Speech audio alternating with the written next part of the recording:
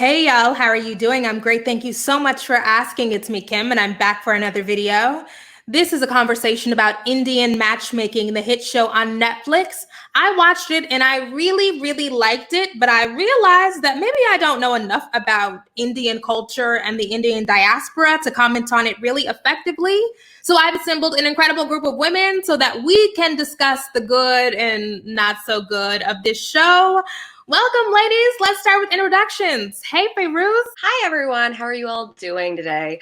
So my family is from Hyderabad, India, but I'm based here in the United States. And my initial impression of the show was I was pretty skeptical of it when I first was watching and kind of started to see a lot of cracks coming through afterward. Yeah, hi, I'm Kainaz. I'm Parsi, Indian American. I was born in Bombay, grew up in the Bay Area. We came here when I was around 3 years old. And I also, I found the show entertaining, intriguing, triggering, and was really excited to talk about it. Hi everyone, I'm Geeta. My family is from Rajasthan and Punjab, but I was born and raised here in the United States. And I found this show to be triggering, as you said. I think that's a great way to describe it. Brought to light a lot of the issues that I grew up with and that have always concerned me. So I watched this show a week ago. How long has it been? A few days ago, and I really loved it. But then I took some time to read critiques of the show from people of the Indian diaspora, and I found out that matchmaking is actually kind of controversial, and that this series doesn't really address any of the issues that a lot of people have with it. So I'll ask y'all, how do you feel about the way that this show depicts the tradition of matchmaking? I can go first. So I actually found the biggest issue that I had was that it had an uncritical eye towards a lot of the issues that it brought up, right? It talks about this idea of like a perfect woman. It brings up this idea of like what matches look like, but none of it is very critical. It's not engaged in any way that allows us to better understand the context behind it, other than kind of throwing up some language on screen to explain to international viewers. And I kind of found that to be a missed opportunity. Yeah, I'll go. Just to bounce off of that, I would have loved to see a deeper level of engagement from the show, but by that same token, I appreciated the level of honesty and transparency in the portrayal of what matchmaking involves in Indian culture, because I think that this has been discussed a lot of the times in the media, but people have looked at it traditionally through very rose-colored lenses, and I liked the honesty here. I actually found that it was pretty accurate as far as working with a matchmaker. I did work with a matchmaker when I was living in India for a couple of years, and it did feel very similar. I do have a bio data, and there were some uncomfortable questions that I was asked to answer. And then there were, a list of folks that I could reach out to and contact if I wanted to. So I felt like that process was pretty accurate. At the end of the show, I noticed that they feature a handful, maybe 5, 6, 7 couples who've been together for a long time and they were matched. After all these years, I must say that whatever I saw that time has been true. I think I'm very lucky. The luckiest person to have him. made for each other. And after I saw that, I was like, oh, this looks, maybe I want to, why don't we do that? Do you think that that paints an overly rosy picture of what matchmaking is or the outcomes? Yeah, absolutely. And the first thing that comes to my mind is the stigma surrounding divorce in Indian society. There's a reason these marriages last, and it's because the women are going to be tortured and they're going to just completely miss out on a lot of socioeconomic opportunity if they choose to leave their husbands. I don't know. I have a sort of thing with the framing of arranged marriage and love marriage, because even if it is arranged, it can still be a love marriage. Like what this matchmaking is not like, oh, the family picks 2 names and then those people get married without ever meeting each other. Like you do have a choice in this, or at least in the way it like plays out today. And so I'm interested in sort of interrogating these framings for marriage. Okay, so that is something that is touched on the series. It's the familial pressure to participate in the process. And you just mentioned the love marriage thing. There is one scene where someone's mom, or maybe it's someone's auntie, she says, well, we tried to set them up. We tried to do the arranged marriage, and then he did a love marriage. And she said it like almost like with disgust. मेरे बेटे ने भी कम से कम कितनी सारी 20-25 देखी, फिर आखिर में लव मैरिज किया. मेरे जेठ जी ने. And I was like, wait, like, okay, this is one path, but is love marriage not an equally acceptable or acceptable path?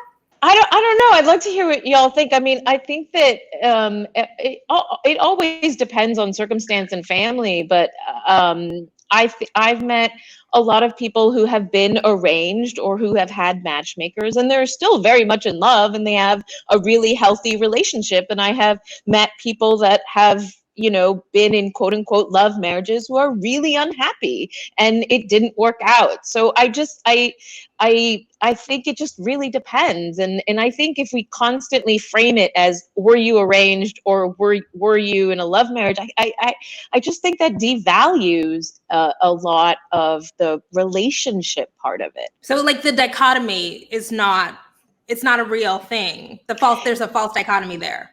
Yeah. It's like a binary. It's like you're either in this camp or in this camp, but there's, you know, plenty of people that we all know that are in relationships that they've met on their own. They didn't have a matchmaker and they may or may not be happy, and vice versa. You know what I mean? So it's just, you know, to have the couples that say, look, they were arranged and see how long they've been together. It just kind of doesn't mean anything. So maybe I have more of a cynical perspective, but I think it's important to remember that marriage of all kinds are rooted in ideas of wealth consolidation, power consolidation, that sort of thing. Yeah. And when we talk about love marriages versus arranged marriages, I think the stigma around love marriages comes from a sort of disappointment from the family or friends that people could have taken the opportunity to advance themselves socioeconomically and chose not to, and they pursued love instead. No, that's very fair. That's a really good critical lens. Yeah. Yeah, Geeta, that reminds me of something else I wanted to talk about, because I'm very familiar with classism, but I learned about something when I was doing the research for this conversation, casteism. I'd heard it in passing, but I didn't realize the depths of it. Do you think that this show kind of glosses over the caste stuff? Yeah, that was definitely the big elephant in the room for me. And I really do wish they had touched on this a little bit more explicitly. I don't know if you guys saw this, but in the bio data sheets, some of them did include the caste under community, but some of them chose not to. It wasn't really discussed as much, but oh my gosh, in real life, the caste would really have played a major role in the discussion. Oh yeah.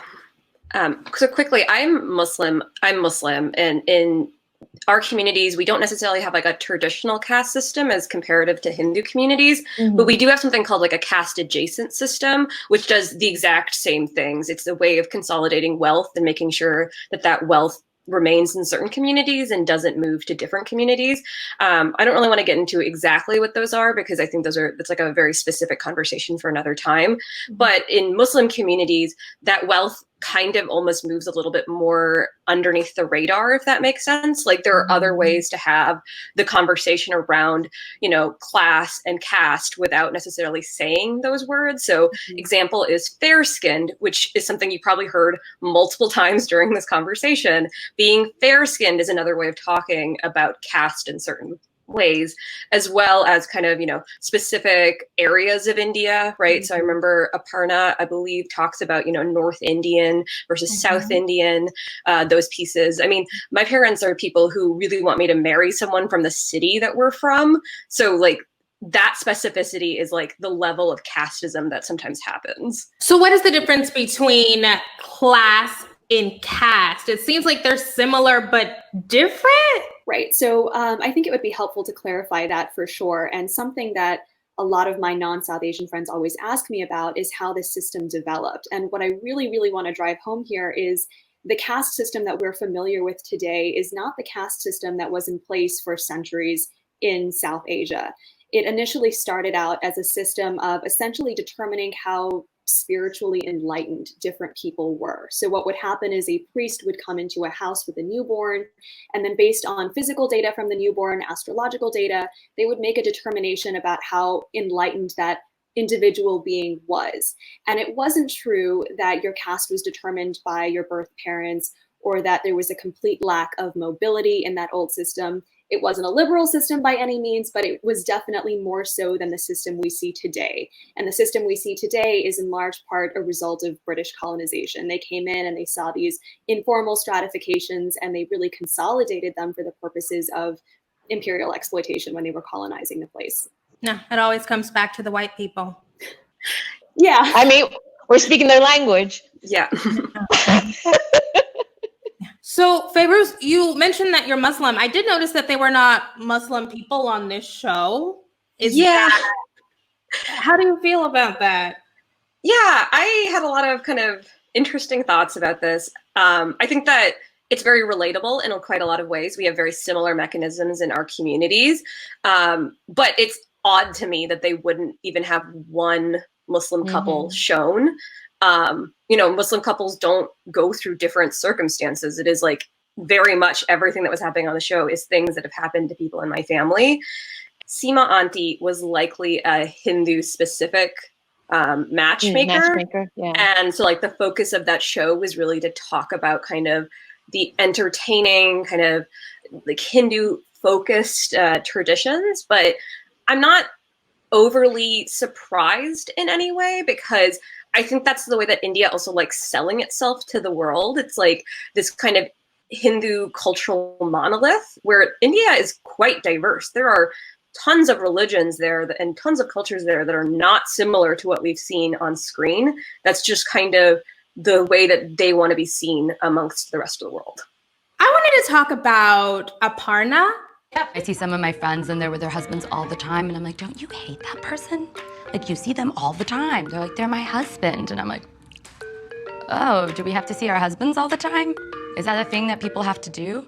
Because I'd rather not, I think. Because I love Aparna, but when I was watching the social media commentary, it seems like a lot of people were not feeling her. She's a polarizing figure. So how did you feel about her and the kind of like very like strict desire? She was not gonna venture outside of what she wanted in a partner at all. You know, one of the things that I really recognized when I went through this process, and this process didn't end up with me finding a husband through this process. I'm married now, but I really learned a lot about myself and what I value.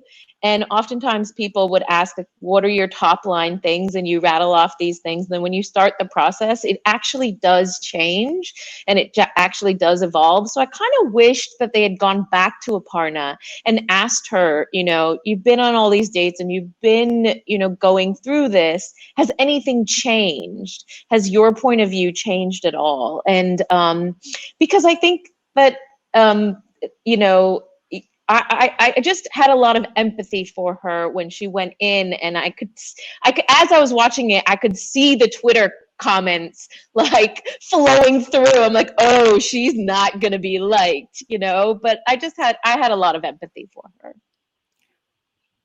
Yeah, I wasn't necessarily her biggest fan. It did seem like she was playing it up a little bit more for the cameras. But what I got out of a lot of what she was saying was that she seemed a little bit nervous about marriage in general. And it seemed like a lot of her criticisms of the institution or her standards for her partners was more of a defense mechanism and a way of just kind of protecting herself from getting into a problematic marriage. So I know that when I was younger, based off of the experiences of different women in my family and their marriages, I was so hell-bent on never having that for myself. And I told all of my family members, I'm never going to marry. I'm never going to get married.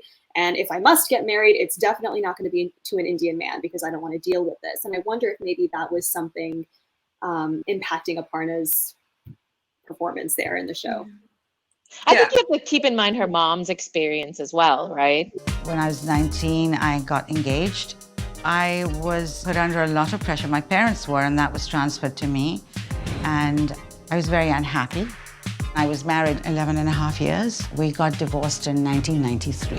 And I left with my 2 children. That's it. That's actually like 100% kind of my reading of her. And the big thing that I kept thinking was like, why was this cut the way it was? Like, why did they introduce her mother's story so late into her overall thought? Because that explains so much of why she thinks about marriage this way. And it made me feel like, I just think that she got a bad cut. Like, I feel like she really was edited poorly, or she was edited to make herself seem, you know, unrealistic about what she wanted. And, you know, that was kind of, it almost made me feel like a little disrespectful. But then again, it's reality TV, right? Like, it's supposed to be entertaining. And so I just felt like I couldn't necessarily be like, oh yeah, that's totally, you know, wrong. You know, it was entertaining to watch her no matter what.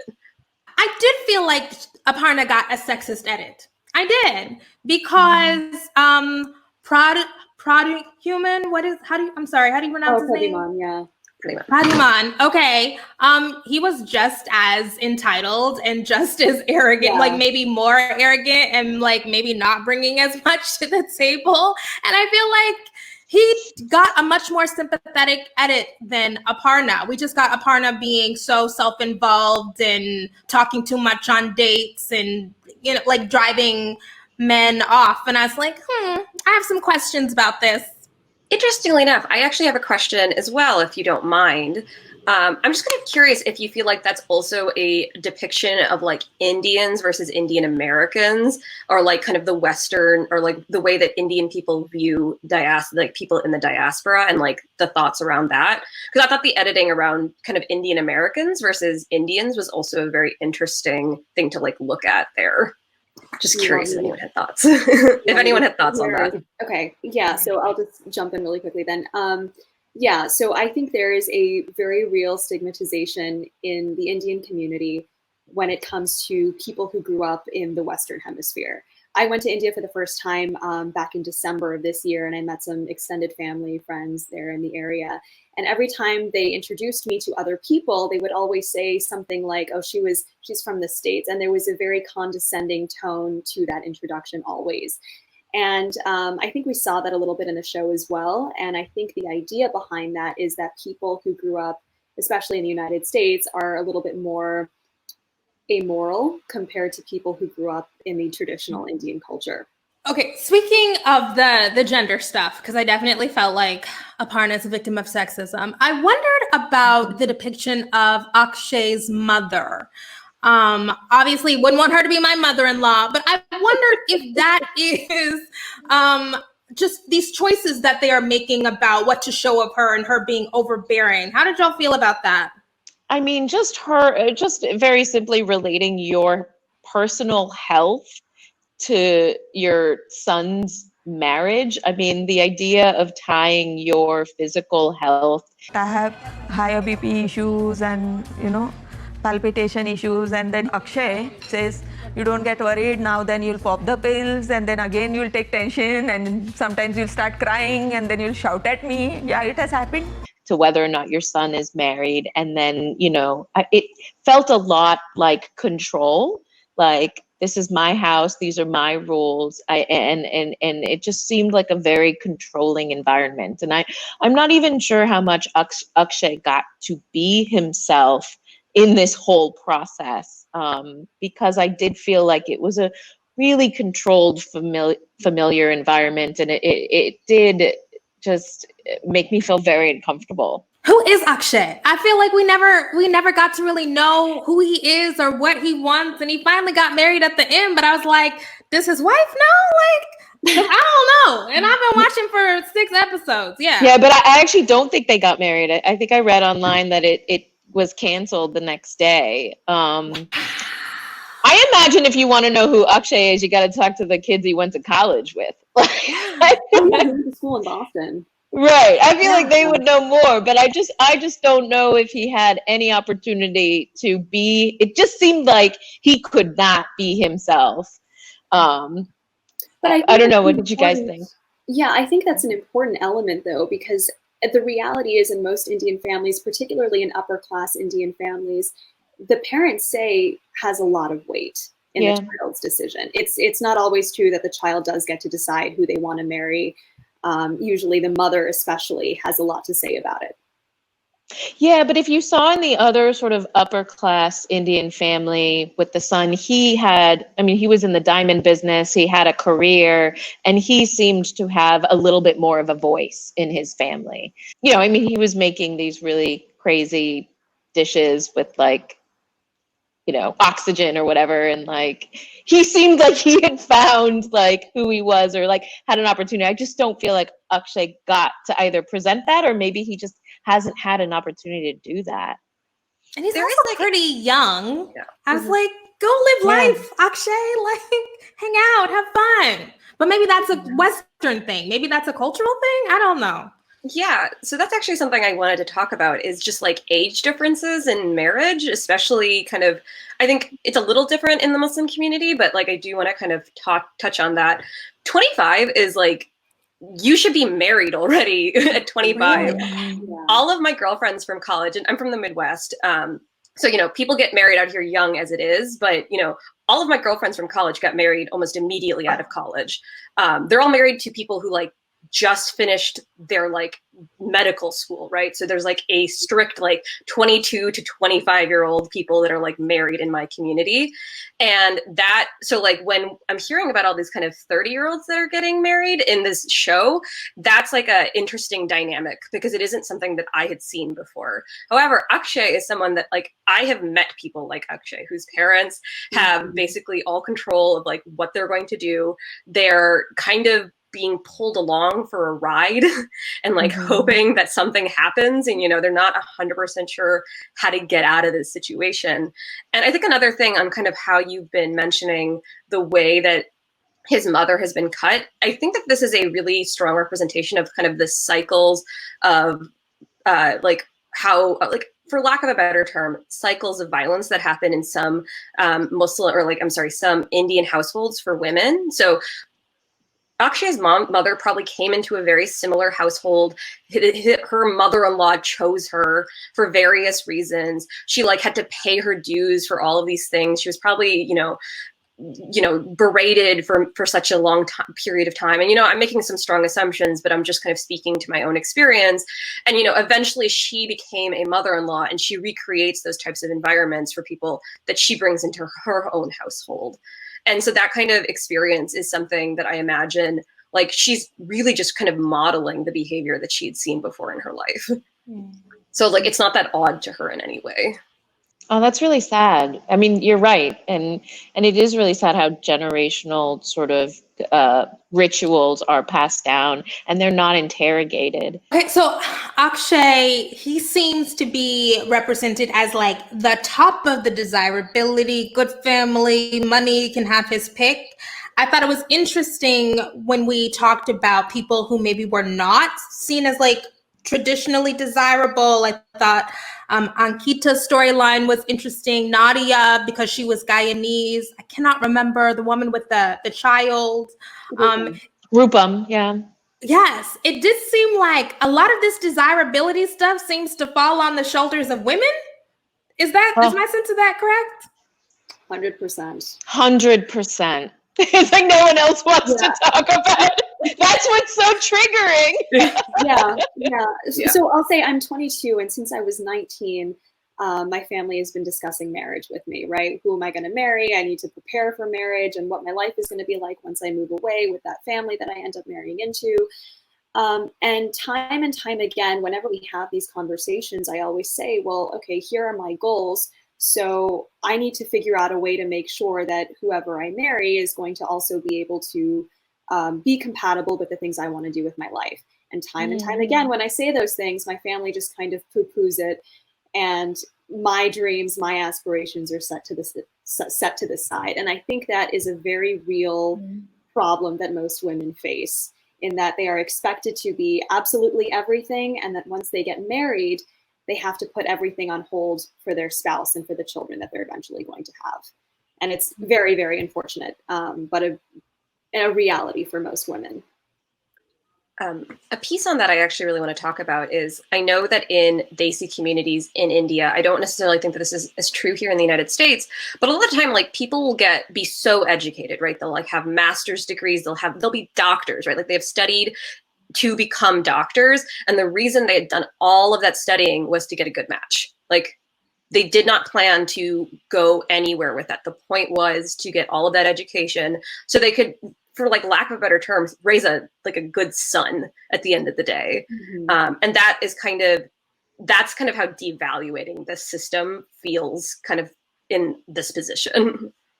I'm going to take that one step further. What I have seen with women who get very educated within the Indian community is that they do it in part as a safety blanket. Divorced. It's something to fall back on for when they're invariably divorced and don't have a lot of opportunity for themselves. It's terrible. Yeah. Yep. And it also, I mean, I think we should also, I mean, I don't know how you have this conversation, but marriage isn't an achievement. And in a lot of ways, it is very much wrapped around achievement. Like even after I got my master's degree, my mom was like, so when are you gonna get married? I mean, literally the day after I graduated with a master's, like that was the question, like, all right, let's go, you know? And it was like, can we sit on one achievement first? And also that isn't an achievement. And I got married last year. I got married when I was 40, and at midnight I turned 41. And I think I would have, if I was single or still in the process, I think the show would have been even more triggering. Because I'm on the other side of it, I could watch it with a little bit of distance and have a lot more empathy. But I totally empathize with the people who are like, there are some really bad stereotypes that are being perpetuated and not being called out and questioned. And I totally understand that. All right, let's talk about something that rang off some alarm bells in my mind with regard to desirability, and that is the use of the word fair. They want tall, they want fair, they want from a good family, they want everything. Now I'm Black, surprise, surprise, and colorism is a huge issue in Black communities. And it's a huge issue in many communities of people of color because of white supremacy. Mm-hmm. That's right. So I wanted to get into the use of the word fair, how it was bandied about. I saw some it showed up in the bio data sometimes of fair or looking for somebody who was fair. And I'm like, so what impact does colorism have in your prospects for partnership? Do people who are not fair get married? Like they do, of course, it has to happen. The prospects are limited though. Your pool is definitely a lot narrower. I would say there's more flexibility for the men in this department, but for women, yeah, if you're not of a lighter skin tone, you're going to have a big problem. I remember being in India and little girls stopping me and touching my skin and saying how beautiful I was simply because I was fair. And I would constantly say, no, that you too, you know. But I mean, you know, talking about the products and also the sort of light skin Bollywood representation, which is remarkable.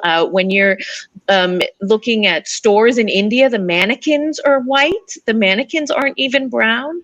The Indian clothing is sometimes classified under ethnic clothing when it's in India. I mean, the sort of like internalized colonization is really remarkable, and it's all, sometimes it's just not thought of, and it's taken for granted that, yeah, our clothing would be called ethnic, and then Western clothing would just be called clothing, and that drove me wild, you know. So, do either of you have any experience with fairness creams?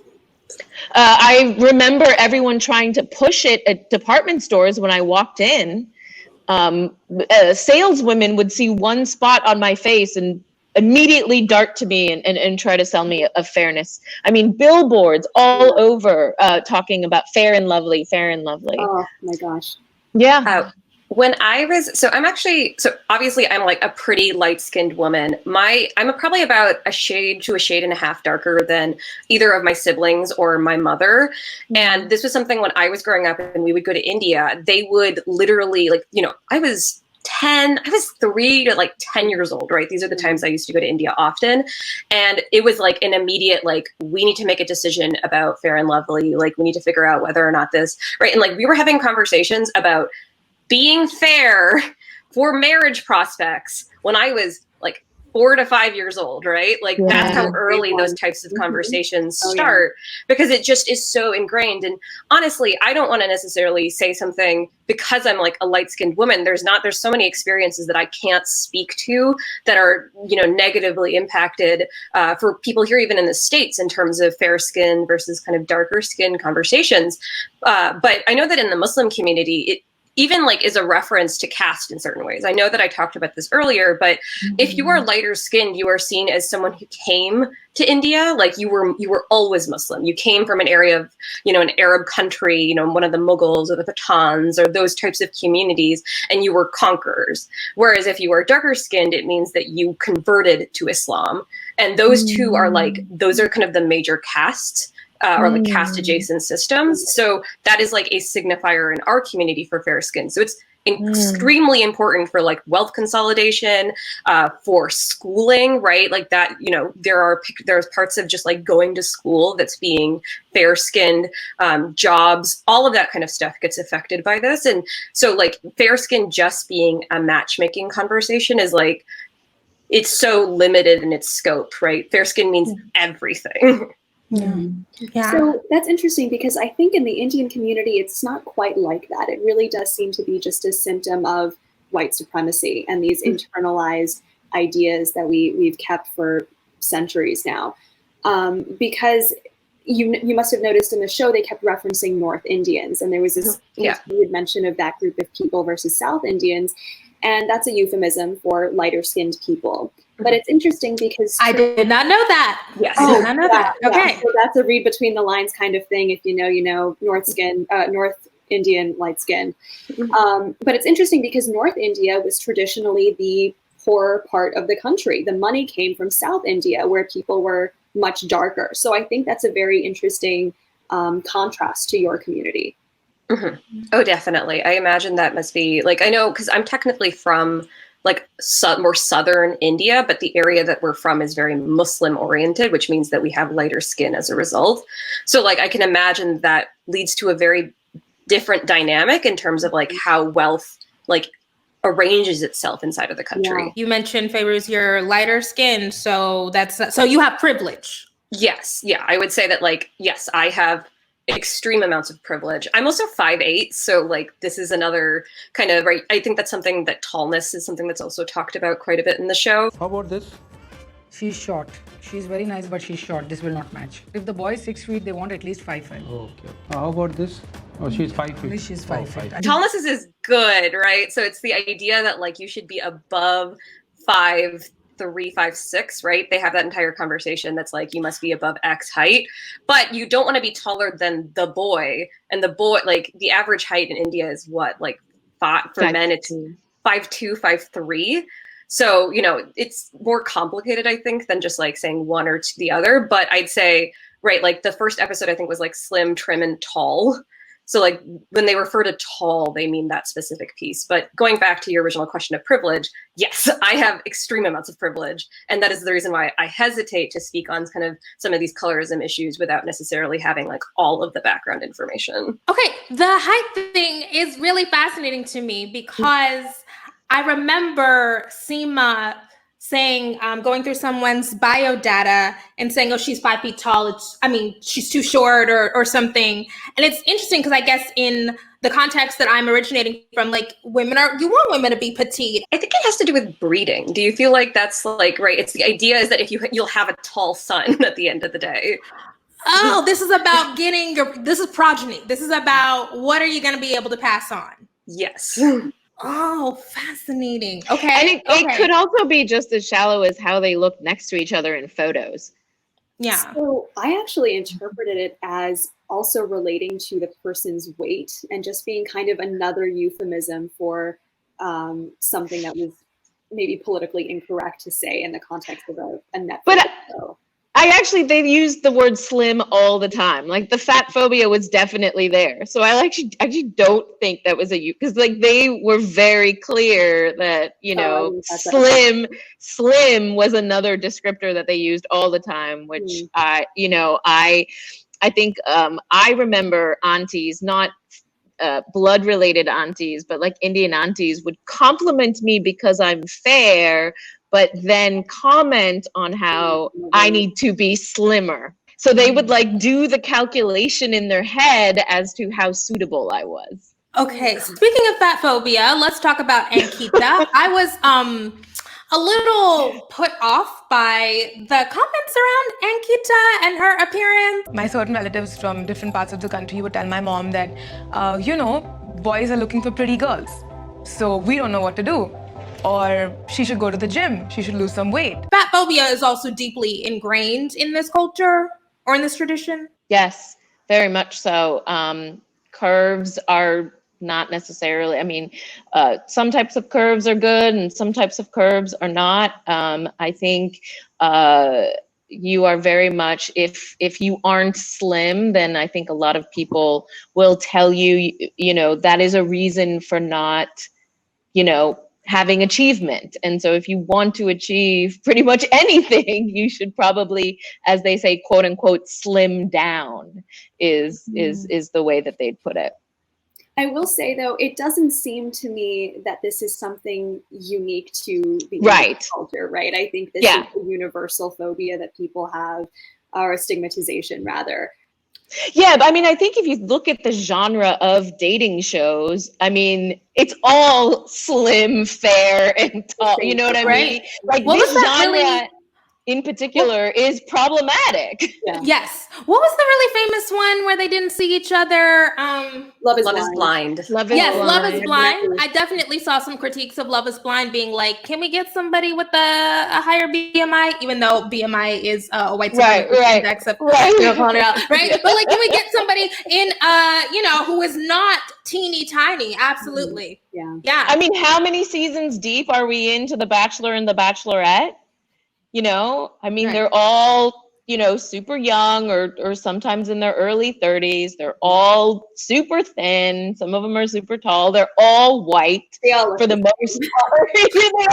I couldn't name any of the different ones. Oh my God. Right? And we're in our 20th season. And so I do think part of this is the genre. I haven't seen many shows in this genre that actually push back critically on what you're seeing. They sort of like allow it to play out and they wait for the critics or they wait for people to discuss it. I think that's very common in this genre. Yeah, speaking of pushback, I have tried to catch up with what the executive producer has said. She said that she was the one South Asian person on the creative team. And which is so fascinating to me. I am interested in your thoughts on this representation of Indian culture or the Indian experience that is being beamed out to millions of people across the globe. How do you feel about this being the first or maybe potentially only representation of Indian people that a lot of people are going to come in contact with? So what I was going to say is I kept thinking, like, who is this made for? Like, who was this TV show created for? It wasn't created for, like, diaspora, because they have all these pieces of explanation on screen that I was like, I know this, so I don't need this to be explained to me. So it's not really, like, NRIs or, like, non-resident Indians. It's not really for people in India. It's not really for an international crowd. I guess it might be for these, like, very specific people who are watching to just kind of get a taste of Indian culture. And so there's kind of this really rosy air that's put on some of these things that, like, they just want to hide in certain ways. But that's really interesting in that the light that you just mentioned, where, like, there's only one person who is of South Asian descent that's making the show. Like, I'm very interested in kind of being able to dissect that and think, like, well, the people who are then making the show are so much more concerned with, like, the entertainment value, and, like, they don't really care about interrogating cultural norms, and they're not interested in kind of the small pieces that need to be really examined. They're much more interested in, like, the spectacle of everything. So that's kind of my thought there. Yeah, her name is Smriti Mundra. I don't know if I pronounced that right. I did my best, but yeah, I've seen her talk about it, and I did think that it was really interesting that she had to be the voice and inject herself. And honestly, I've heard so many Black creatives talk about this same process of there's only so much you can do if you know, like you're gonna be outnumbered, you know. Yeah. So I can only imagine the kind of pressure and the kind of feedback, the enormous amount of outsized feedback that she's getting right now.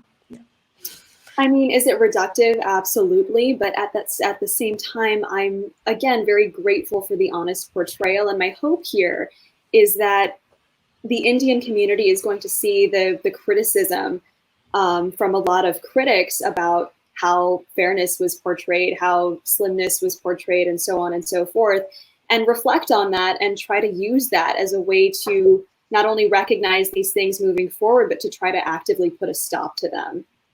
Yeah, and I was disappointed to know that she was the only South Asian sort of producer, because when I started watching it, I was actually excited that I was going to see an Indian dating show from an Indian perspective. Like, that's kind of why I pressed play, and then slowly realized, who is this for?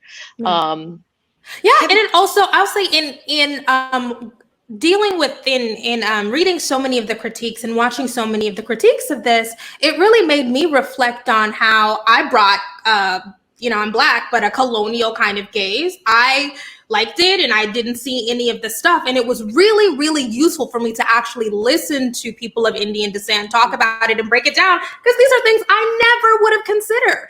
And I think you're right. If anything, I hope that we can talk about it. I mean, I've always wanted to talk about anti-Blackness within, our language and the way that we communicate in India, particularly just because that is my sort of orientation. But there hasn't been a sort of window open in order to have a discussion. And I think with that and with this, we can talk about a lot of other stuff, colorism and casteism and fatphobia and all those things, I think, are now sort of on the table. And in fact, I kind of created a small sort of Desi discussion group for us, sort of group of us to sort of pick this apart. And that actually, we wouldn't have done that if it wasn't for this show. So, I mean, we do that like just in dialogue, but we would never come together and say, let's talk about colorism now. You know what I mean? Like, yeah. Well, that's one of the reasons why I love pop culture commentary, because I think that it's such an easy and accessible way to get into really deep conversations. I mean, people like to be entertained, but that entertainment can be a gateway to work through some real shit. Yeah, absolutely. The last thing about desirability I wanted to touch on was Nadia. Although we have the Indian heritage, we have found that we're not necessarily accepted as Indians. And the struggle that I've been having when I've been dating people is that when I meet guys here, they said, oh, my parents want me to marry a Guju girl. My parents want me to marry a Punjabi girl, whoever, it may be. You're not exactly Indian, so we're not interested. And her ancestors came to Guyana in the 1850s. And I did wonder why she said that she had some difficulty finding a match because of her ancestry. And I wonder why that never really got explored. It's, I think, similar to the way that Geeta talked about, the difference between like Indians who grew up in the United States versus Indians who grew up in India. It's like a similar to the vein of that, where people just think that if you've left India for a certain period of time, you no longer can identify and like really be part of that culture anymore. I know that there are like second generation Indians or third generation Indians here in the United States that like that is also how they're treated in certain ways. But I think that there's also just like an aspect of like race, like, xenophobia on top of that, being like India is like, right, South America is not considered this kind of like bastion of like opportunity, and like there's no whiteness there that they can get close to. That kind of piece of it also kind of wraps into the way that they lots of Indians see people who are from Guyana, or just even any type of Indo-Caribbean area. I mean, I think that's even like wrapped up in the way that people look at like Indo-Caribbean food as well, right? There's so much of it as being like truly different than what Indian food is. And it's all of those pieces of kind of colonial mindsets and kind of colorism and kind of like, xenophobia in certain ways, like they are truly different than us, are all kind of wrapped together. So to me, this is an issue rooted almost entirely in classism. Nadia touched on this a little bit in the show, and this is an explanation that really resonates with me as I understand this dynamic. When the British were colonizing these places, they needed to import workers to the islands. And who were the first people they looked to? They looked to the poor people. And so being from the islands is like a really easy identification of ancestry rooted in poverty. And I think that has a lot to do with it as well, in addition to what was just touched on about just the cultural differences at this point. But I also think it does touch on what is considered a normative Indian, which I think in the US, a lot of the times people think is Hindu and sort of upper class Hindu. And so I could relate to her because I'm Parsi, and even a lot of Indians don't know what Parsi is. And it's a very small sort of ethnic minority within India. And so you have to sort of assert your Indianness as well in a way to fit in. And so I definitely understood that very personally. Yeah, that's definitely how I feel about being Muslim as well. Like, I definitely get told that I'm probably closer to like Pakistani culture in comparison to Indian, which I think is like a misunderstanding of how those cultures are different, right? Yeah. No, absolutely. Because then I feel like I should clarify. It seems like of the three of us, I would be the most prototypical Indian person then. I feel like I have a lot of privilege here, and I need to be transparent about that. North Indian, Hindu, brown skin, you can't really see it here, but I'm like the generic Indian brown, right? Yeah, I feel like I need to be open about that too. Kainaz, you mentioned you went through the process, submitted the bio data, all of that kind of stuff, and you ended up in a love marriage. Right. I wondered, how your family felt about that, or was there any feedback? That's a loaded question, and I don't want to speak for my family. But my parents, so in the Parsi community, there isn't much of a caste system. We're just so small. There's either priest families or non-priest families. My parents were not arranged. My mom, I think very early on knew that it probably wasn't going to be like that. I was asked to marry a Parsi ever since I was a child. I think it was a very rote thing. I remember the last time I remember talking to my grandfather before he passed away, I was 12 on the beach of his small village in India. And the last thing that I remember him telling me was, you must marry a Parsi boy. But you know, as the years went by, and keep in mind, I married quite later, considering, I think my parents truly did want me to find a really good partner and a really good match. And when I brought that partner home, they could see how well suited we were for each other. And he's not Parsi and he's not Indian, and it's everything's fine. Everyone loves each other, and it's okay. For Faroz and Geeta, is like marriage like a thing that you think about? Yeah, I think it's like complex. I think that I definitely didn't think that deeply about this until I hit about 25. So I'm 26 right now. And I'm technically like late in my community, if that makes sense. Once again, I'm like, right, there is a 30, right? You know how in American culture they talk about like a cliff at 30? Like, it's not a cliff, it's like a deep dive into like right into the ocean. Like, in our community, like people don't get married after 30 in my community. And I think that I think about it nowadays mostly because I was so against it for such a long period of time. If you do just let me have like a little bit more time to speak about this, but I think it's just an approach kind of question in arranged marriages versus kind of just regular American style dating. When you approach arranged marriages, you kind of tend to have like a list of things you want, right? Like this is what I'm looking for. These are the things that I care about. This is the person who, right? Like, and like, you have spent time thinking about that, and you put that list together, and like that list may change over a period of time, but you definitely have it.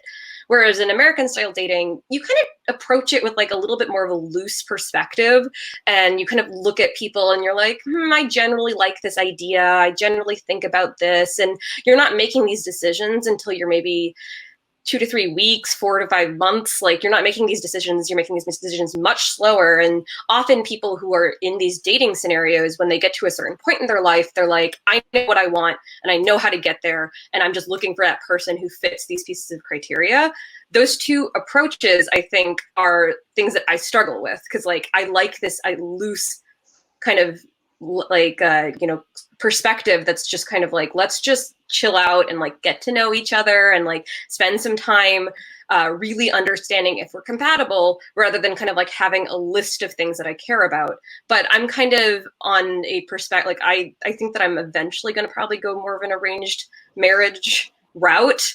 And that is something that I have been struggling with, of like, how do you make these two things come together? How do you go with the flow and still have kind of a movement of like, ideas, but still kind of have like a list of ideas that you still want? Mm-hmm. And so that's kind of how I've been thinking about marriage in general.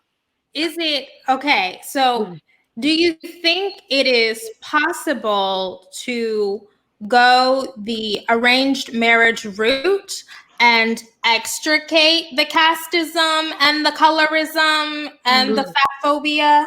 I don't know. I don't know. I think of arranged marriages as very much a way to consolidate those issues. So like, I don't know if you can get rid of it, honestly. I feel like a big reason that I basically want to get married is to make my parents happy. I know that sounds that's like an unpopular opinion, I think, in like modern day America, but I just have a lot of respect for my parents, and it is something that they want for me. So it is a reason that I even think about it. And so for that reason, I kind of don't enjoy this process, and I don't think it's necessarily very ethical, but I think that it is something that I kind of have to do at this point in my life. And I don't think that that's wrong. It's a different framework from, I think, the American framework or the Western framework. But it's like, if you're a woman, it's either you want to please your parents. Like, there are so many social rewards if you are a woman for being married. Like, I'm super hardcore leftist feminist, and I see that stuff, and I'm like, maybe I want some of that married lady privilege, or I want people to like look at me favorably because somebody chose me to be their partner. Like, it's all kinds of stuff. Yeah. So, I mean, I get it.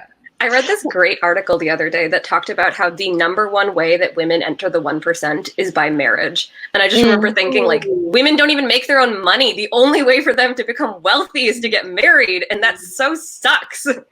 Yeah, I feel very lucky that I feel like I took the time and I got married when it was the right time for me and it was the right person for me. And I think you can see this in a lot of the other folks, is that some of them just weren't ready for marriage, which is a pretty, considerable commitment and responsibility. And I don't even think I was ready when I was 35. And even when I did get married, it was like, whoa, I can't believe I'm getting married. Like, you know what I mean? And so the one thing that I wish parents would allow children to do is be able to listen to themselves and listen to their children and ask them, are you ready for this? Is this what you want now? I think that you should have a right in that, It's really difficult for me too. And so many of the older women in this show talk about getting married as teenagers. My mom got married for the first time when she was 21. I'm like, I was not even a fully formed human. That's right. Yeah. Yeah, my mom got married at 18. So like, that's definitely the way that I always think about it, is like, if I want to, was I even alive at that age, right? And am I even alive at this age? Yeah. I think something, though, to keep in mind is that there really is just sometimes an overbearing amount of pressure on young women, especially if they are not married. And so for some of them, yes, it might be an issue of, I love my parents, I respect them, I want to follow their wishes. But for a great number, and I think I'm probably going to end up falling in this category myself, it's this issue of, oh my God, I would like some relief for when I go see the extended family, or when I have to go to these Indian community functions with the other people in town who are Indian. And that's also, I think, something that's in play as well.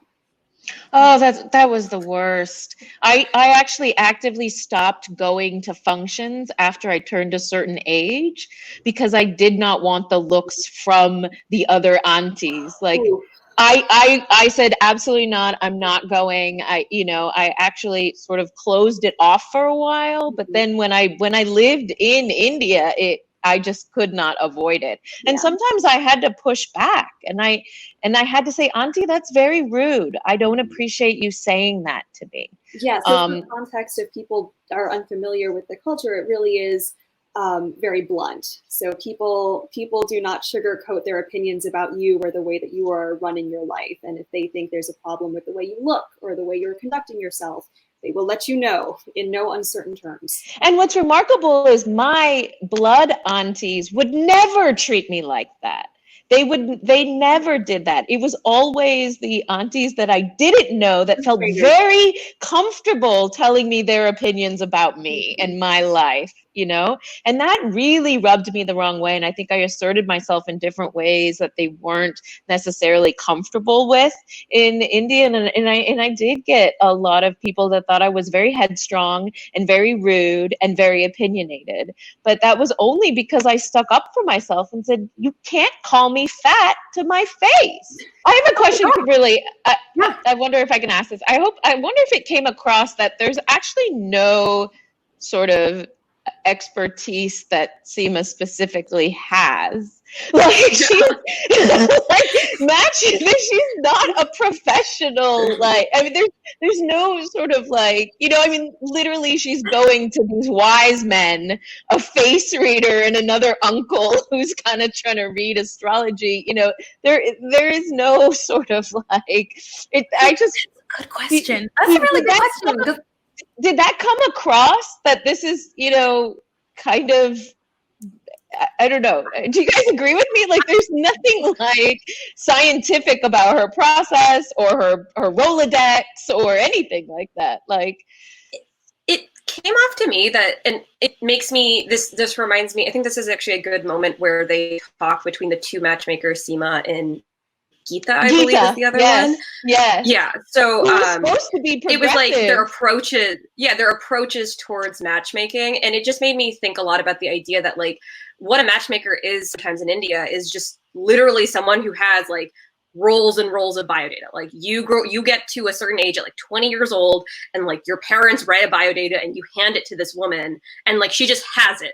She just hangs out with that piece. And it's she is much more of a resource. There's nothing about her that's necessarily that makes people good matches. And once again, this is just my interpretation, but I just did not understand sometimes what she was getting at when she was these people are a good match. But then again, I just haven't been through any type of I've never been through a circumstance like this, so I didn't really understand that perhaps there is something she is looking for that I'm just not seeing. So that is why I was well, I'm not 100% sure, but I can't necessarily. This is so interesting because I never thought about what would qualify her. I just thought if everybody trusts her, then she must know what she's talking about. You never talk about her fees, right? You never talk about what sort of packages she has. Is there a fee for the amount of suitors that she brings forward? Is there a sort of different type of Seema package? There's no conversation about the sort of monetary transaction of the matchmaker. She's flying all over. She's flying back. It seemed like on the show, she was flying back and forth from Bombay to the US all the time. I was curious about that. That's not something that they delved into. So as I understand this process, they are definitely charging higher rates for problem cases, right? So if you are a little bit more open, if you are skin colored, if you are from an undesirable caste, and then of course in the general marketplace, the more bio data sheets that you have, the more desirable you are as a matchmaker, just because you have more options. As face readers, we saw some of the priests come into the mix, and that's an important part of the process as well. Again, as I understand it and as I have been taught about it, you typically give basic biological information about potential partners to a priest, and then they'll compare you from different astrological dimensions that I don't fully understand. And then based on that compatibility, a third party will come in and from the bio data sheets, discern from your hobbies, your professional aspirations, whether there's some sort of compatibility. But that first layer, that first screening process is that astrological dimension. Okay, by fees, like, how much are we talking? Like thousands, hundreds, like? Yeah, I'd be curious to know. Like, she seems like on the higher end of. Seema's not poor. No. I think her fees are pretty significant. I do think it's worth mentioning that the life coach that Seema sent folks to felt really, like a therapist / sort of pretty progressive, and she was probably the only person on the show that was asking people and really interrogating, like, are you ready? Can you consider yourself giving a little bit of up for a partner to really care for someone else? Are you willing to do this? And I she kind of gets overshadowed. A lot of people who weren't problematic, I think, get overshadowed because the central character is so inherently problematic. I know something that's really interesting in India that's happening right now is that there are specific matchmakers for the LGBT community that I think would be really interesting to explore and see kind of how some of these tropes perhaps kind of look in those communities versus kind of, prototypical societies. I would love a Muslim couple just because I think it would be interesting to see kind of whether there are differences or kind of, maybe not sticking with the exact same matchmaker, maybe going with different matchmakers to see kind of how those communities operate. So I think those things would be very interesting. Yeah, I would love in community matchmakers. Like, I'd love to see a sort of section on Parsi matchmaking because we are such a small community and there is so much pressure on women to particularly have a lot of children and specifically marry Parsis. And so that to me would be interesting and sort of broadening the understanding of what it means to be Indian specifically. Mm-hmm. And I just like to see a greater representation of class. So we saw primarily upper class Indians both in the United States and in India in this show. And matchmaking is something that all levels in the social hierarchy typically use, but that's not played here. And so that's something I'd love to see moving forward. Yeah. You mentioned something that I really never considered. I didn't even consider that there would be matchmaking for LGBT couples. I just assumed that would not be a thing because this is like a traditional, but that is a thing. It's a thing. Yeah. There's I'll send you a couple of articles on it, but yeah, there are those communities like also because there is like a religious element to some matchmaking that they want to look into to make sure that, there is a match for life or, that they are truly a match in certain ways. But I think that these are fairly newer societies, but LGBT kind of relationships have existed in South Asia for like generations. They're not necessarily like they are written into quite a lot of I would say like the way that the society works, but have been were brushed away with a lot of colonialism and kind of rooted out in a lot of Western, like a desire to have more Western legal systems. We're back to white supremacy. It's a circle. I appreciate y'all so much. This was a wonderful conversation. So generative, so interesting. Thanks. Thank you, Kimberly. Thank you. Thank you guys so much for watching. Be sure to like, share, and subscribe. Subscribe. Same girl, different home. Of course, I'm still going to be making videos over at For Harriet because that's my baby. I am never giving it up. But that space needs to be reserved for Black feminist content. I have so many other interests, so many other just random things that I want to talk about that I was like, I don't need to force it anymore. Let's go ahead and make a separate channel for all of my random pop culture thoughts. That's what this space is going to be for. I'm super, super excited. It's just going to be so much fun, you guys. So please subscribe. I appreciate your support. I'll see you next time. Bye.